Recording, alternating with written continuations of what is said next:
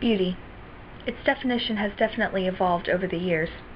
From Marilyn Monroe to Cindy Crawford, beauty has changed in body shape, facial structure, and clothing.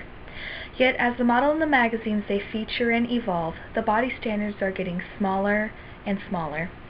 Models in magazines in today's time are promoting unrealistic body standards and are creating self-image issues among adolescents. Since the early 1900s, models have been the representation of what beauty is and what it looks like. However, over the years, the models have gotten smaller. 20 years ago, the average model weighed 8% less than the average American woman. Now the average model is 5'11" and weighs 117 pounds, a body type and weight possessed naturally by 5% of American females. This can cause significant damage or insecurity among young women. I wish I could tie you up in my shoes, make you feel unpretty too. I was told I was beautiful, but what does that mean to you? Look into the mirror.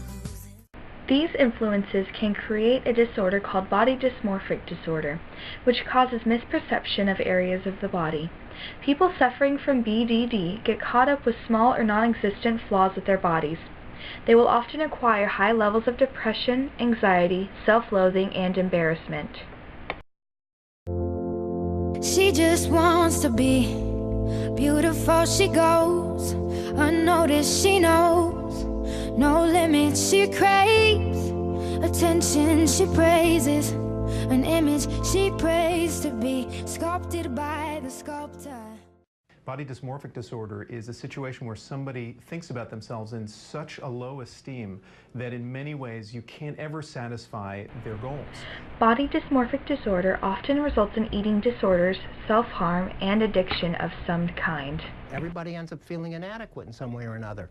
Dr. Alan Ravitz says going to such extremes breeds dissatisfaction with body image. It ends up building low self-esteem. It ends up building this kind of idea that no matter how good you are, you're never good enough.